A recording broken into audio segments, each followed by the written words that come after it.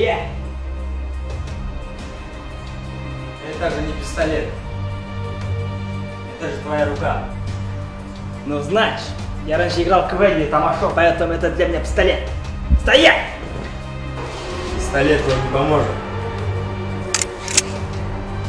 Черт, нечестно что ли? Да. Ладно, хорошо.